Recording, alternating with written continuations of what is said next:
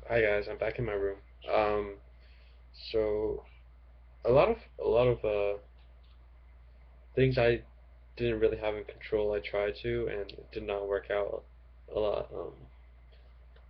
Especially with that incident in Facebook, I didn't really handle it really well emotionally. I broke down big time, and I'm still trying to get over it. But yeah, and then I got demoted as captain because I don't think I was really fit for the job. Like, my coach didn't think I was handling it too well. He thought I could, but I really doubted myself, and it did not feel too good. So yeah, I'm not a captain of the national team anymore. Just um, I'm still playing. I need to focus a bit more on playing my hardest to win my match as uh, our number one spot on the team. I mean, okay, that's only bad news for me, except for that 40 people on my team is pretty pissed off at me right now. I just hope that they could forgive me of what I did on Facebook. It was a really bad, like, I don't know, I did that. I was really pissed off, and I just pissed more people off. It's like a huge chain reaction, which I acted on my instinct and rather than thinking through it, you know. I do that a lot. It's not really good. Um, Also, that's the bad news, but I have some good news too, which like made my whole night. It makes me feel good. Like after all of that bad news, I went on the city bus and I'm just like normal. I'm just getting on, and I'm waiting at the bus stop, right? And then this old man comes by, like I feel, and it's freezing, and like he's barely able to walk, and he keeps on walking, and it looks like he wanted to sit down. So I was sitting down on the bench right there, and it looked like he wanted to sit down. So I'm like, "Hey sir, do you want to take my seat?" He's like, "No, no, no, no, no." Then I'm like, "Okay, I'm gonna scoot over, and you're gonna sit down." I didn't really say that. I said that in my mind. I'm like, "This guy needs to sit down, or he's just gonna fall over in the wind." And then like so I scooted over, and then he sat down. "Oh, why? Thank you."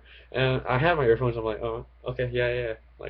Like it's for me it's normal because like I guess I just do things like that naturally. Like I don't know why I just do that because I think it's right. Two old men. um, yeah, and then he asked me if I was. I had my hoodie on, and he asked me if I was Mexican. I'm like, wait, what? And I was like, no, I'm Asian. And then he said, what type? And I said, I'm Chinese. And then we had this conversation. We talked about the weather, that it's cold, and he kept on going on about the Air Force. He was really old too, and he's really cool, kind.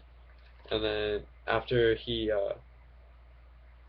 kept on talking, and he told me he worked as a machinist, and I'm like, I asked him if he knew how to do CNC lathe like what my dad does, and like, and then he says yes, and I was really excited. I just like in my mind I jumped up and down. Like after such a bad night I had, I felt really good. I could relate to the veteran. And afterwards, we got onto the bus came in, and we got onto the bus, and he's like,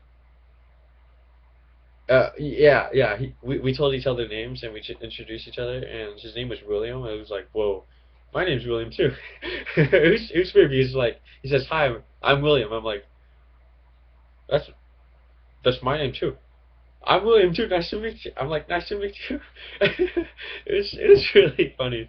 And then yeah, that was right before the we got onto the bus, and then we got onto the bus, and he says, "Hey William, do you know where Wells Fargo is?"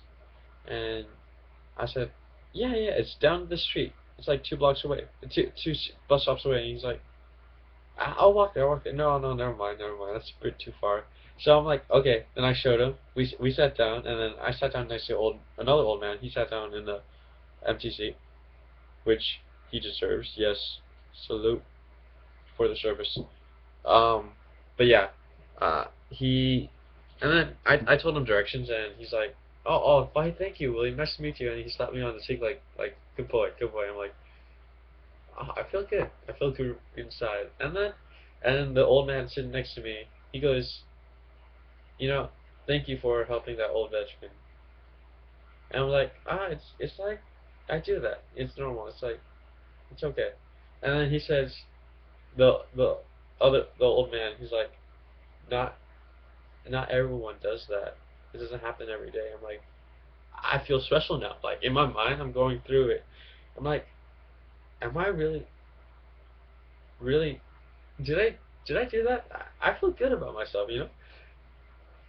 And then I started thinking, I'm like, I just started smiling out randomly. I was like, I feel good and warm inside. I helped someone, and someone acknowledges it, and it made me feel happy. Like throughout the whole rest of the bus ride, I just kept on smiling. I was like the weirdo, but I feel good, you know, helping someone out, giving them my seat, giving them directions. For me, it's normal, but other people, I guess, just don't do that. So it's it's an accomplishment, you know. Like, I don't know, and I guess that's weird because I go from this really mean state of mind, which I had on Facebook, but then someone compliments me when I'm really nice after a really bad day, but the actions I do, they're not intentionally bad all the time. I have a good side of me too, and I think I fail to recognize that sometimes I am a pretty good guy, like a pretty good, like, behaving person, and that's why Renato, I guess, like my coach Renato thinks I do a lot of good stuff.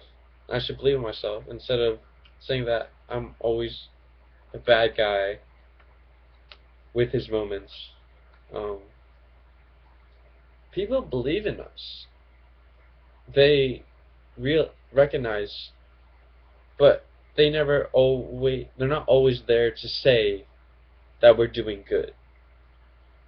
And that's probably why where I fail to recognize too, where I'm always in my mind beating myself up, saying I'm doing bad, this is not enough. But in reality, it's it's a lot already that people normally don't do for other people. And